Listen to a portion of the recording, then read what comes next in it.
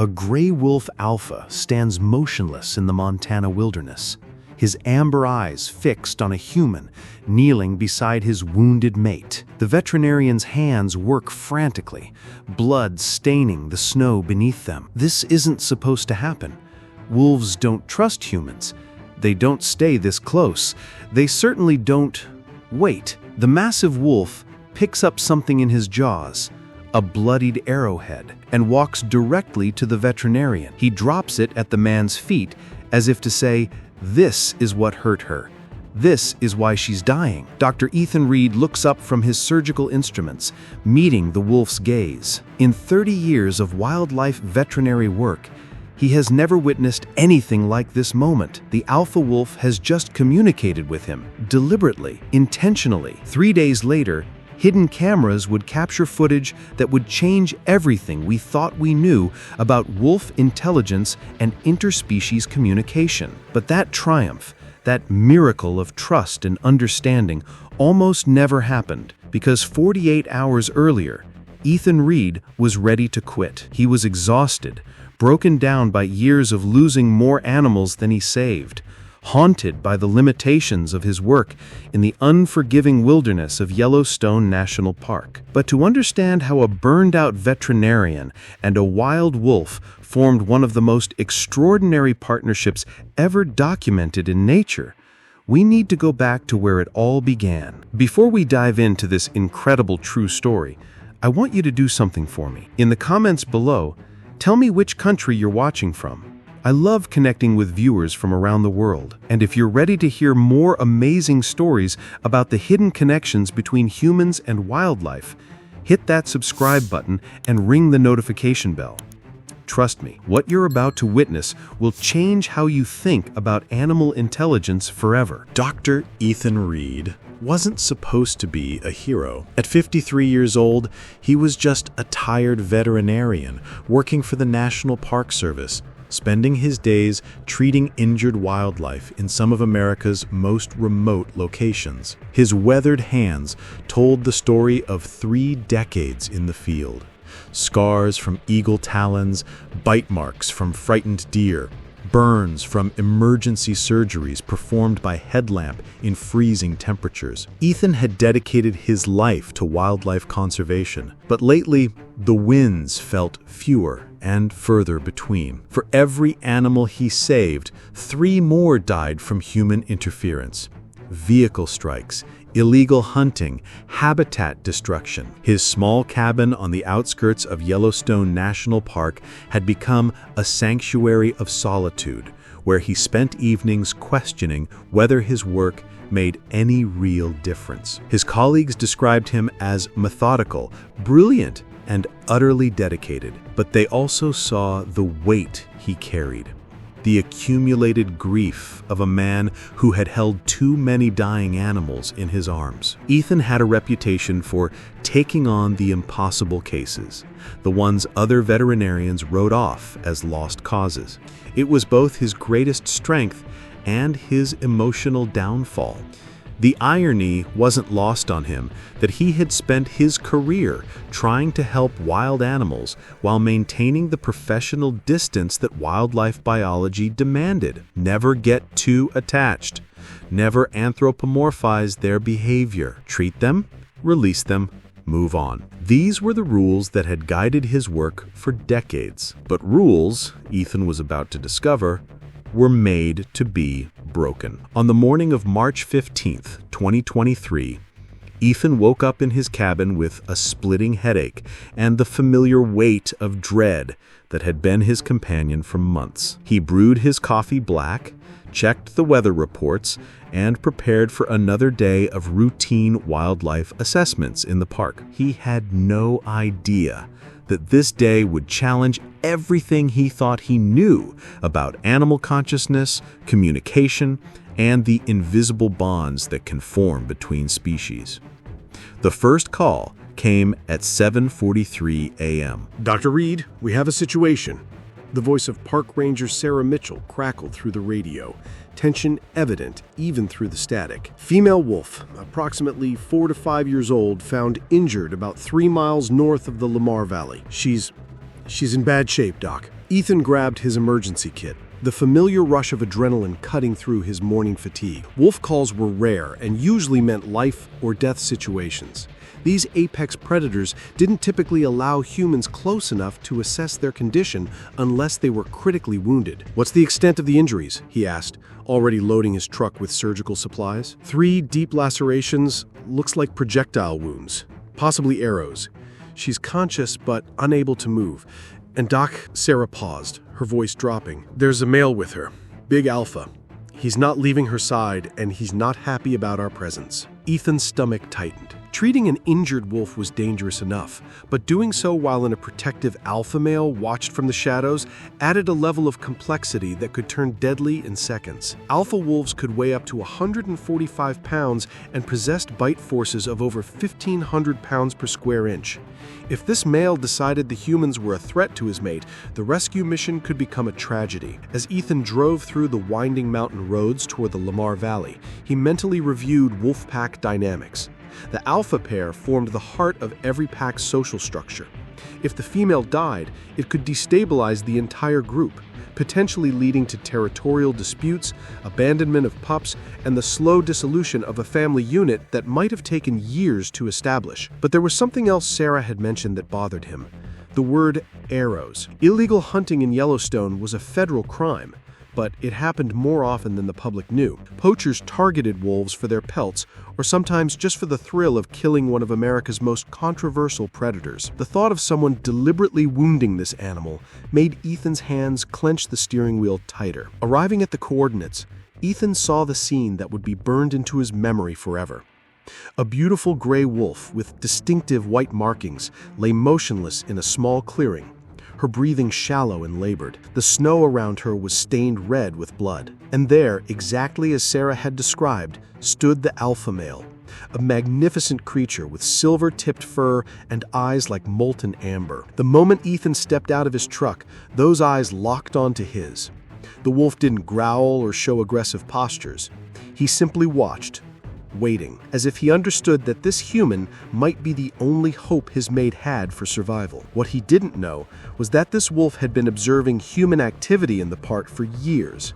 This alpha had learned to distinguish between different types of humans: the tourists with cameras, the researchers with radio collars, the rangers with their uniforms and gentle voices. Somehow, through mechanisms science couldn't yet explain, this wolf had made a decision to trust. But trust, in the animal kingdom, comes with a price, and the cost of that trust was about to test every skill Ethan had developed over 30 years of wildlife medicine. Ethan approached the injured wolf with the calculated caution of a professional who had learned never to underestimate wild animals, even wounded ones. His team, Sarah Mitchell and wildlife biologist Dr. James Ortega, formed a loose perimeter around the scene, tranquilizer rifles ready but not raised. The alpha male had positioned himself approximately 10 feet from his mate, close enough to intervene, but far enough to avoid immediate conflict with the humans. "We need to sedate her for examination," Ethan whispered to his team. "But I've never seen an alpha stay this close during a human intervention. He's either desperate or planning something." Dr. Ortega, who had studied wolf behavior for 15 years, shook his head in amazement. "In all my research, I've documented exactly 0 cases of an alpha remaining present during human medical intervention. They either attack to defend their mate or retreat to assess the threat. This is unprecedented." Ethan loaded a mild sedative into his dart gun. The challenge was administering just enough medication to calm the female wolf without completely incapacitating her. If something went wrong, she needed to retain enough consciousness to flee if necessary. Too little sedation, and she might panic and injure herself further. Too much, and he could accidentally stop her heart. The first dart hit its mark in her shoulder. Within minutes, the female wolf's breathing steadied, and her muscles relaxed slightly. But as Ethan moved closer to examine her wounds, the alpha male took 3 deliberate steps forward. Not aggressive, but unmistakably communicative. "I'm watching." What Ethan discovered during his initial examination made his heart sink. The wounds were worse than they had appeared from a distance. 3 arrows had struck the wolf, one in her left shoulder, one that had grazed her ribs, and a third that had penetrated dangerously close to her abdomen. The shoulder wound was the most serious, having severed muscle tissue and caused significant blood loss. But it was the abdominal wound that terrified him. "Sarah, radio for helicopter evacuation," he said grimly. "These injuries are beyond field surgery capabilities. She needs a full surgical suite or she's not going to make it." "Doc?" Sarah's voice was strained as she lowered her radio. "Weather Service just issued a storm warning. Winds are too high for helicopter operations. We're grounded for at least 18 hours. 18 hours. Ethan stared at the wounded wolf, calculating her chances of survival. Blood loss, infection, possible internal bleeding.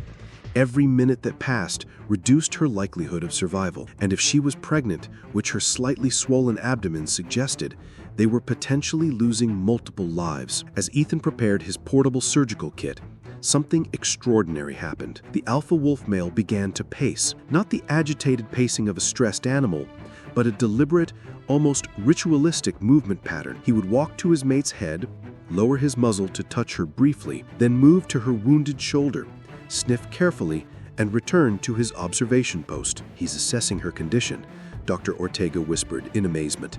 "He understands that she's injured, and he's monitoring her status." But what happened next defied every scientific understanding of wolf behavior. The alpha stopped his pacing and began digging in the snow near the wounded female. Within minutes, he had uncovered something, a broken arrow shaft with dried blood on the tip. He picked it up in his mouth, carried it halfway toward Ethan's position, and dropped it. Then he returned to dig again. This time, he uncovered a second arrow fragment. Again, he carried it toward the humans and dropped it. The message was unmistakable.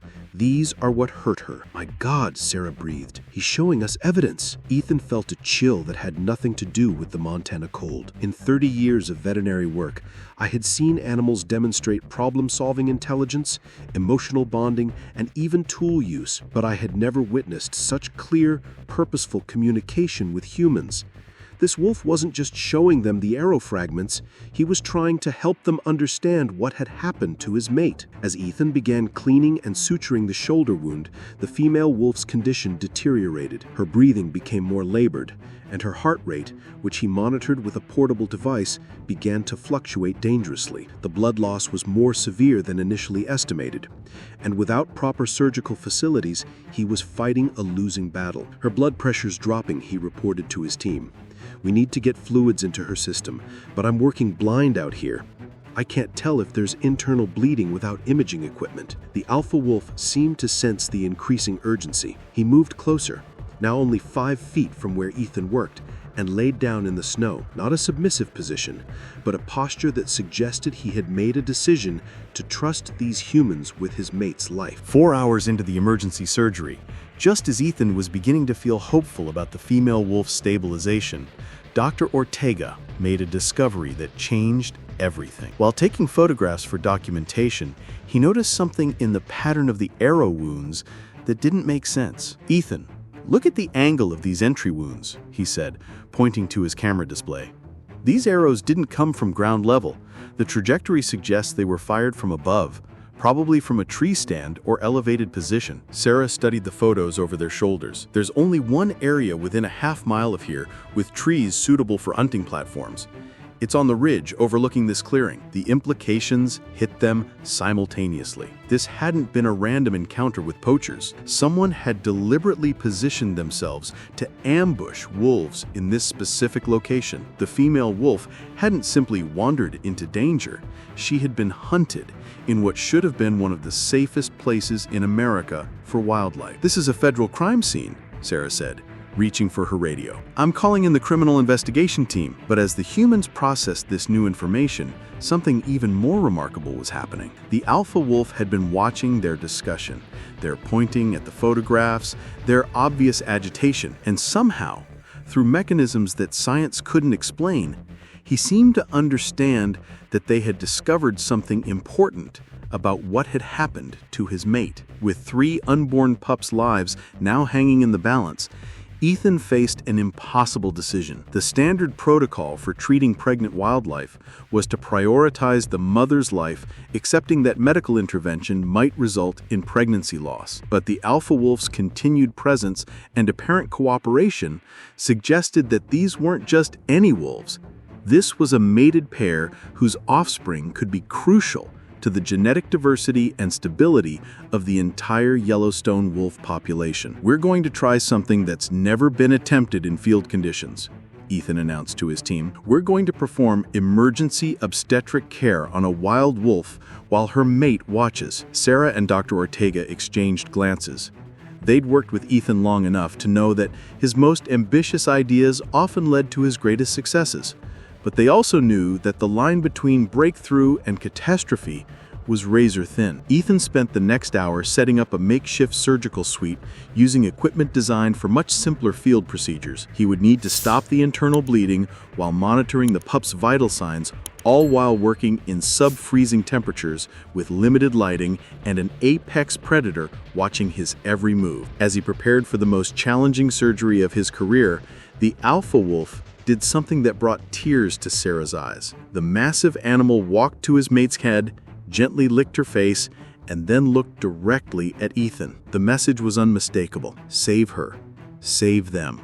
I trust you. The surgery began at sunset, with Ethan working by LED floodlights while snow began to fall more heavily. The internal bleeding was worse than the ultrasound had revealed. The concealed arrow wound had nicked an artery, and the female wolf was slowly bleeding to death internally. "Suction," Ethan called out, though Sarah was already anticipating his needs with the portable surgical vacuum. "I can see the bleeding source, but it's in a position where any movement could make it worse." For 45 minutes, Ethan worked with microscopic precision, his hands steady despite the impossible conditions. The alpha wolf remained motionless throughout the procedure, but his eyes never left Ethan's hands. At one point, when he had to pause to rest his cramping fingers, the wolf made a soft vocalization that sounded almost like encouragement. "Doc, her heart rate is dropping," Dr. Ortega reported from the monitoring equipment. "Blood pressure is critical." Ethan looked at his equipment readings, then at the alpha wolf, then back at his patient. He was losing her, despite everything. The trust, the cooperation, the unprecedented communication between species. He was watching another animal die in his hands. But as despair began to creep into his thoughts, the alpha wolf did something that changed the entire dynamic of the situation. He stood up, walked to Ethan's medical kit, and began nosing through the supplies. Within moments, he had identified and gently picked up a packet of coagulant powder, a clotting agent used to stop bleeding. The wolf carried the packet to Ethan and dropped it beside the surgical site. Dr. Ortega's voice was barely a whisper. Did he just assist in surgery? Ethan stared at the clotting agent, then at the alpha wolf, then made a decision that would haunt and inspire him for the rest of his life. He opened the packet and applied the clotting agent to the bleeding artery. Within minutes, the bleeding had stopped. "Vital signs are stabilizing," Sarah reported, her voice filled with amazement. "Heart rate is coming back up.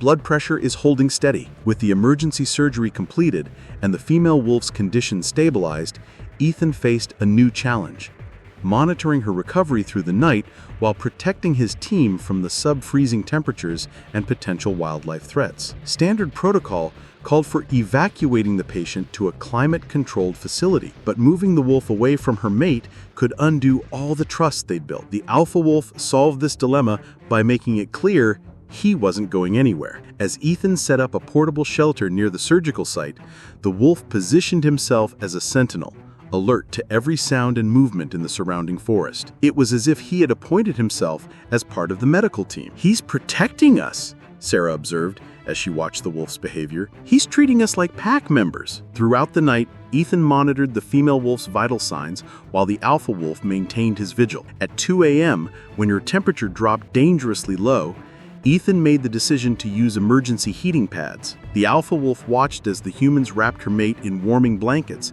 and when Ethan gestured for him to lie beside her for additional warmth, the wolf immediately complied. "This is unprecedented," Dr. Ortega documented in his field notes. "Interspecies cooperation in medical care. The scientific implications are staggering." But for Ethan, the experience was becoming deeply personal. This wasn't just about veterinary medicine anymore.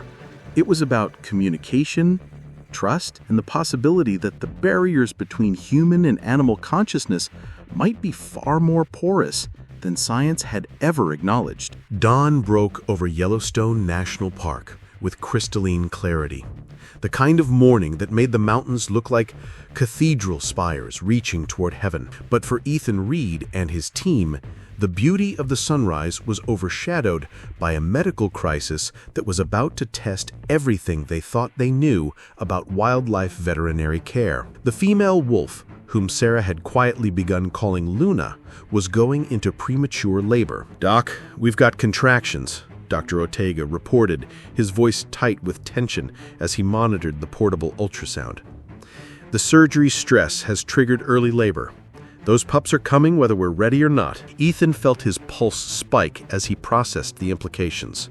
Premature wolf pups had almost no survival rate in the wild. They would be born without fully developed immune systems, temperature regulation, or the ability to nurse effectively. Under normal circumstances, this would be a death sentence for the entire litter. But these weren't normal circumstances. Nothing about this situation was normal. The alpha wolf seemed to sense the changing dynamic immediately. His posture shifted from protective observation to active engagement. He moved closer to Luna's head and began the low, rhythmic whining that wolves use to communicate with their pups, even unborn ones. It was as if he was calling to them, encouraging them to be strong for what was coming. "We need to prepare for emergency neonatal care," Ethan announced to his team, but even as he spoke, he knew they were woefully unprepared for this scenario. Their field equipment was designed for adult animal treatment, not the delicate requirements of newborn wolf pups. The female wolf's first contraction was violent enough to wake her from the sedation. Her eyes opened wild with pain and confusion, but when she saw the alpha male beside her, something remarkable happened. She didn't panic or try to flee. Instead, she looked directly at Ethan, as if recognizing him as the one who had been helping her. "Easy, girl," Ethan whispered, his hands already moving to assist with the delivery. "We're going to get through this together." The first pup emerged small and still, too still. Ethan immediately began emergency resuscitation procedures, clearing the pup's airway and stimulating breathing with gentle chest compressions. For 30 seconds that felt like 30 hours, nothing happened. Then, a tiny gasp. The pup's chest began to rise and fall with shallow, rapid breaths. The alpha wolf's response was immediate and profound. He moved to where Ethan was working with the newborn and began licking the pup with the same gentle attention he would have given to his own offspring. But what stunned the human observers was that he allowed, even seemed to encourage Ethan to continue his medical interventions. "He's accepting you as a pack member," Dr. Ortega whispered in amazement. "He's treating you like a co-parent." The second pup presented a more serious problem. During delivery, the umbilical cord had become wrapped around its neck, cutting off oxygen supply. The pup was born blue and lifeless, showing no signs of respiratory or cardiac activity. Ethan immediately began advanced neonatal resuscitation, oxygen supplementation, cardiac massage, and warming protocols.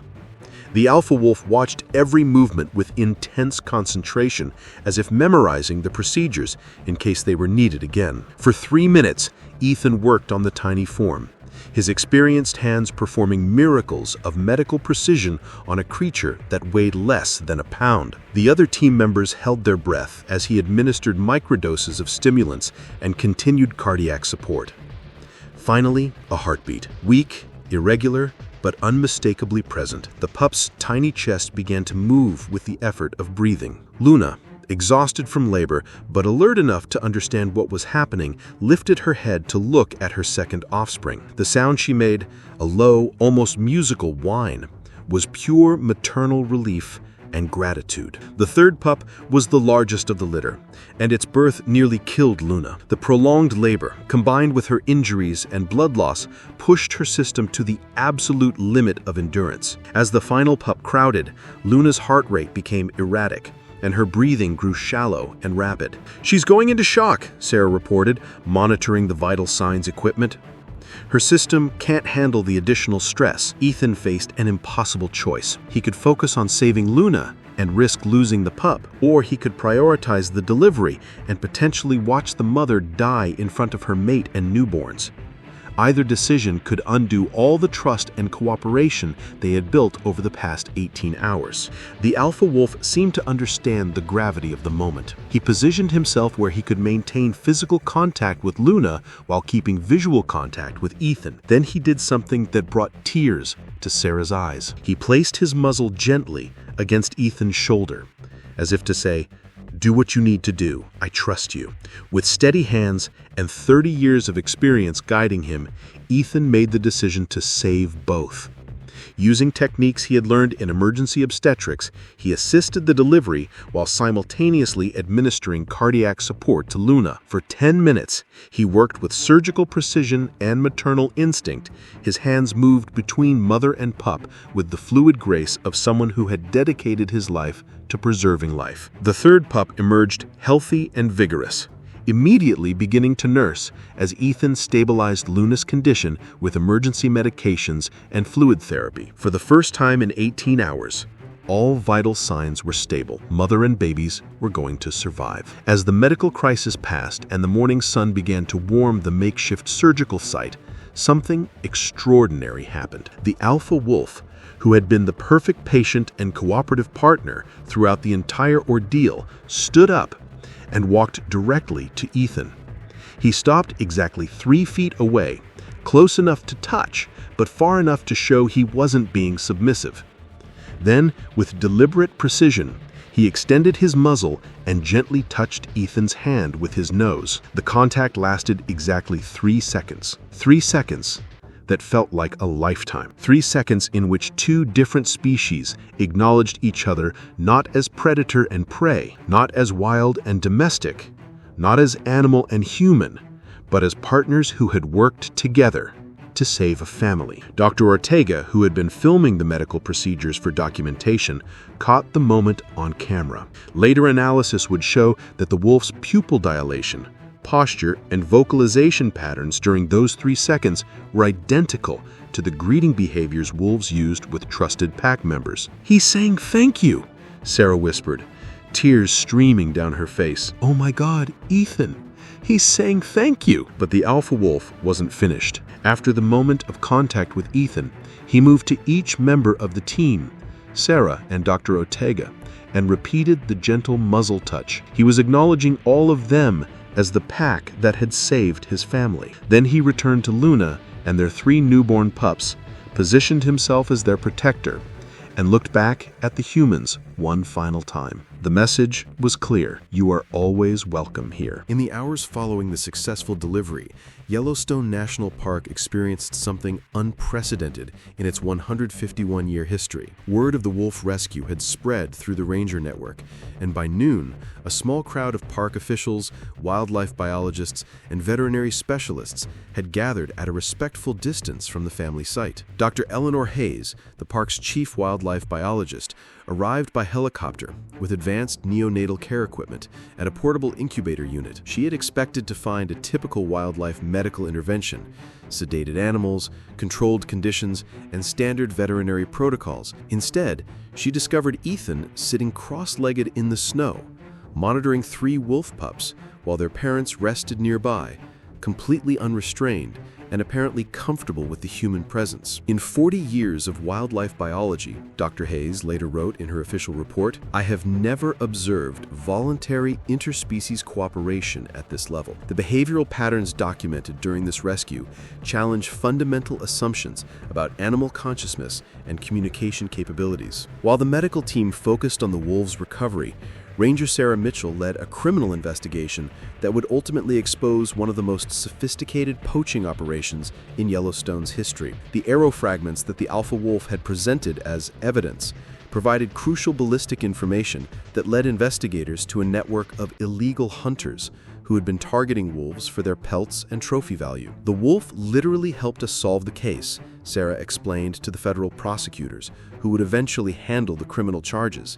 He provided physical evidence that led directly to the perpetrators. "I've been a ranger for 15 years, and I've never seen anything like it." The investigation revealed that Luna had been specifically targeted because she was pregnant. Unborn wolf pups were valued by illegal collectors who sold them to private exotic animal facilities. The poachers had been tracking her for weeks, waiting for the optimal time to attempt capture, rather than an outright kill. The alpha wolf's decision to trust humans with his mate's life had not only saved Luna and the pups, it had dismantled an entire criminal enterprise that had been operating in Yellowstone for over 3 years. News of the rescue spread far beyond the scientific community. Within days, social media was flooded with images and videos from the rescue operation. The photograph of the alpha wolf touching Ethan's hand became one of the most shared wildlife images in internet history, generating over 50 million views across various platforms. But the response went deeper than viral fame. Veterinary schools across the country began incorporating the rescue footage into their curricula as an example of adaptive field medicine and interspecies communication. Animal behaviorists launched new research projects focused on understanding the cognitive mechanisms that had enabled such sophisticated communication between wolves and humans. The Nature Conservancy received its largest single donation in organizational history, $2.8 million, specifically designated for wolf conservation research. The donor, a technology entrepreneur from Silicon Valley, cited the rescue footage as the reason for his contribution. If a wild wolf can trust humans enough to ask for help, then we have an obligation to be worthy of that trust. Over the following weeks, Luna's recovery exceeded all medical predictions. The arrow wounds healed cleanly, with no signs of infection or permanent damage. More remarkably, she showed no signs of trauma-related behavioral changes. Most wild animals that survive serious injuries develop heightened fear responses to human presence, but Luna displayed what researchers called selective trust. She remained wary of unfamiliar humans while maintaining apparent comfort with the medical team that had saved her life. The 3 pups, initially named Alpha, Beta, and Gamma for research purposes, were eventually given names that honored their remarkable origin story. The largest pup became Ethan, in honor of the veterinarian who had delivered him. The smallest became Hope, representing the miracle of her survival despite the premature birth. The middle pup became Bridge, symbolizing the connection that had been formed between species. Perhaps the most scientifically significant aspect of the rescue's aftermath was the documented changes in the alpha wolf's behavior toward humans. While maintaining appropriate wariness around most park visitors, he showed remarkable tolerance for researchers and park personnel involved in wolf monitoring activities. Dr. Ortega, who continued studying the pack throughout the following year, documented over 30 instances of the alpha wolf demonstrating what appeared to be teaching behavior, showing younger pack members how to distinguish between threatening and non-threatening human activities, as if he had learned to recognize humans as a species capable of both harm and help, and was passing that sophisticated understanding to his offspring. He's created a new behavioral template, Dr. Ortega explained in his research publication.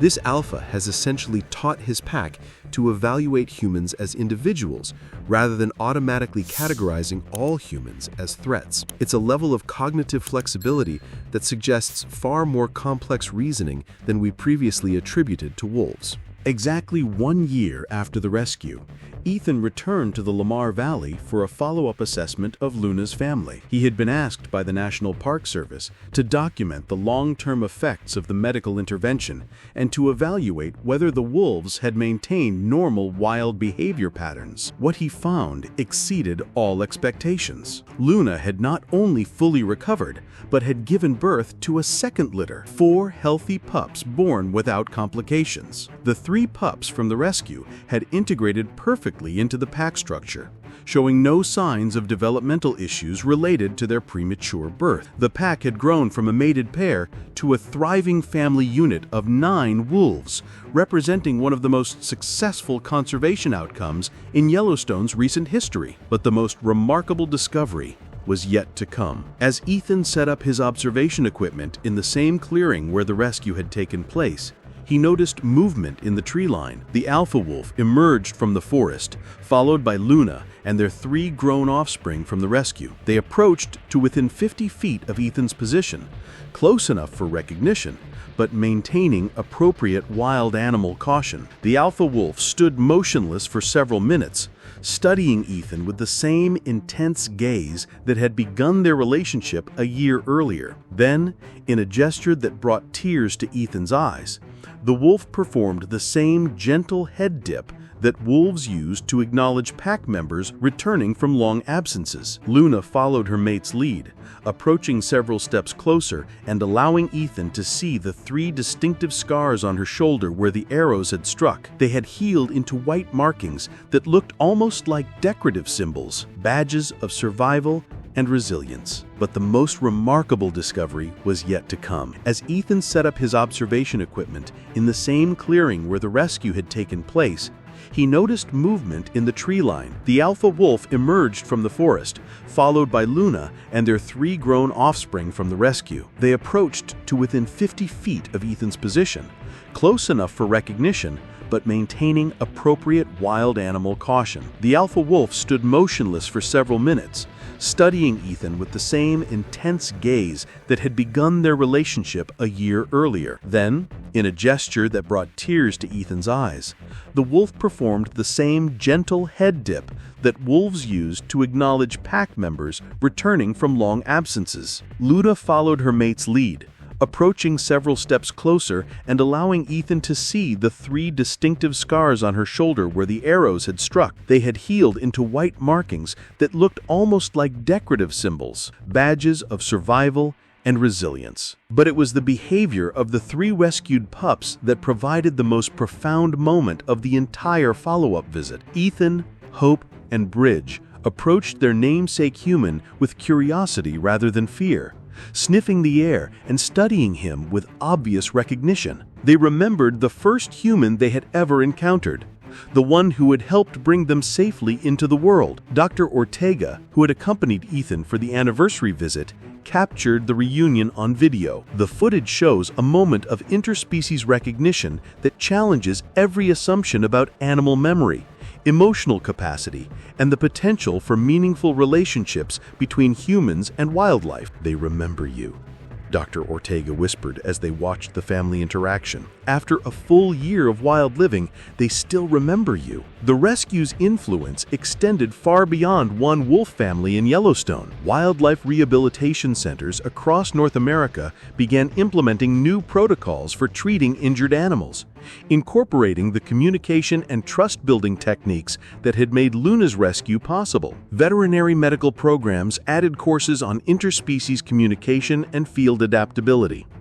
The Yellowstone Protocol, a treatment approach that prioritized building trust with wild animals before attempting medical intervention, became standard curriculum at veterinary schools worldwide. Conservation organizations began funding research into animal cognition and communication, recognizing that understanding how animals think and communicate could revolutionize wildlife protection efforts. The rescue had demonstrated that animals were capable of far more sophisticated reasoning and emotional complexity than traditional scientific models had acknowledged. The rescue generated over 20 peer-reviewed scientific papers across multiple disciplines. Veterinary journals published detailed analyses of the field's surgical techniques. Animal behavior publications explored the communication patterns observed between the wolves and humans. Conservation biology journals examined the long-term ecological impacts of successful wildlife medical intervention. But perhaps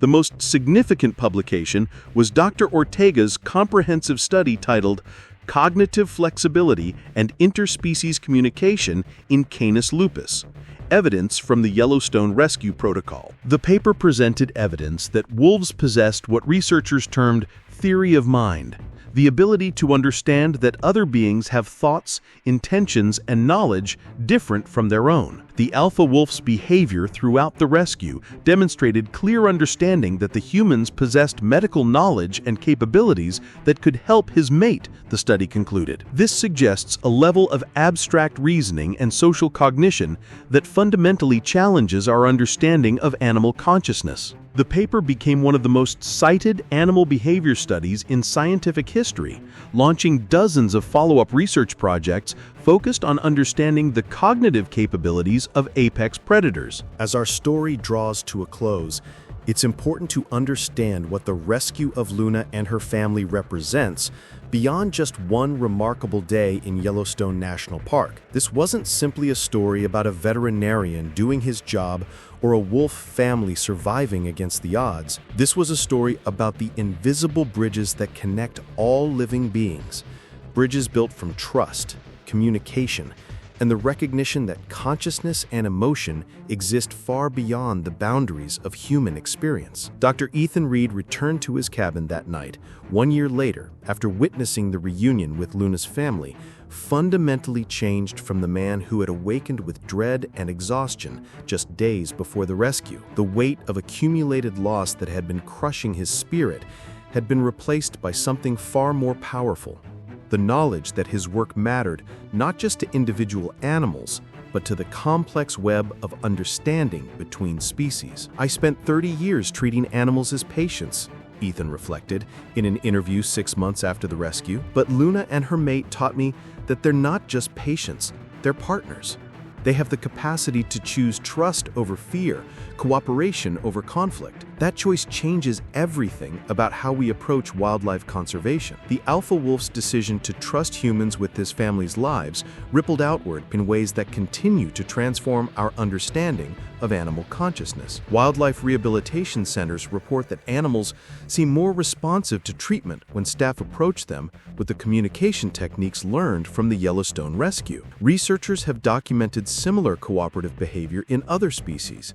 Bears allowing researchers to treat injured cubs, eagles permitting wing surgery, even mountain lions accepting human assistance for injured offspring. The rescue taught us that intelligence and emotion exist on a spectrum far more complex than humans had previously acknowledged. The alpha wolf didn't just demonstrate problem-solving ability when he brought the arrow fragments to Ethan. He showed strategic thinking, communication skills, and emotional intelligence that rivaled many human social interactions. Luna's trust in allowing humans to perform surgery while her mate watched demonstrated that animals can make sophisticated risk assessments based on behavioral cues and past experience. She evaluated the human's intentions and capabilities and made a conscious decision to accept help, even though every survival instinct told her to flee. The three pups' recognition of Ethan a year later proved that animals form lasting emotional memories of positive human interactions. They didn't just remember him as a scent or visual image, they remembered him as the being who had helped them enter the world safely. This story challenges us to reconsider our relationship with the natural world. For too long, humans have seen themselves as separate from nature, as observers, managers, or conquerors of wildlife, rather than participants in a larger community of conscious beings. The Yellowstone rescue suggests a different possibility, that we can be partners with the natural world, earning trust through consistent compassion and respect. Every day, wildlife around the world faces threats from habitat destruction, climate change, and human encroachment. But the story of Luna and her family offers hope. It demonstrates that when humans choose to act with wisdom and compassion, wild animals can recognize those intentions and respond with cooperation rather than fear. The trust that developed between Ethan and the wolf didn't happen because humans dominated or controlled the situation. It happened because humans proved themselves worthy of trust through their actions. They demonstrated that they could be healers rather than harmers, protectors rather than predators. This story began with a single phone call about an injured wolf. It ends with a global movement towards understanding and respecting animal consciousness. But the story's most important chapter, the one about how humanity chooses to move forward in our relationship with wildlife, has yet to be written. That chapter depends on all of us. When you encounter wildlife, remember Luna's story. Remember that the animals you see are not just biological machines driven by instinct. They are thinking, feeling beings capable of fear and trust, pain and joy, despair and hope. They evaluate your intentions and remember your actions. They can become partners in conservation if we prove ourselves worthy of their trust. Support wildlife rehabilitation centers in your area. These organizations carry on the work that Ethan began, healing injured animals and releasing them back to the wild. Donate to conservation groups that protect habitat and combat illegal hunting. Vote for policies that prioritize wildlife protection and environmental conservation. Most importantly, Share this story. Share it not just because it's remarkable, but because it represents a fundamental shift in how humans can relate to the natural world. Every person who understands that animals are capable of sophisticated thought and emotion becomes an advocate for their protection. The photograph of the alpha wolf touching Ethan's hand has now been viewed over 100 million times across all platforms. But its impact isn't measured in views or shares. It's measured in the countless small actions it has inspired.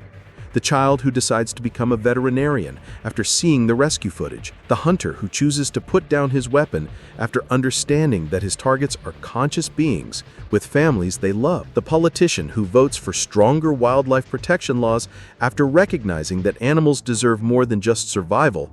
They deserve respect. Luna and her family continue to thrive in Yellowstone National Park. The pack has grown to 12 members, making it one of the largest and most stable wolf families in the ecosystem. Researchers continue to study their behavior, documenting ongoing examples of cognitive complexity and emotional intelligence that expand our understanding of animal consciousness. The alpha wolf, now officially designated as Wolf 755M in research records, has been observed teaching the communication techniques he learned during the rescue to other wolves in neighboring packs. It's as if he's spreading the message that humans can be trusted, under the right circumstances, to be healers rather than threats. But perhaps the most profound legacy of the rescue is the simplest one: the knowledge that trust can bridge any gap between species, that compassion is a universal language, that when we choose to act with wisdom and respect, the natural world responds not with fear, but with partnership. Dr. Ethan Reed still works as a wildlife veterinarian in Yellowstone National Park. He still receives calls about injured animals, still faces impossible medical challenges in remote wilderness conditions.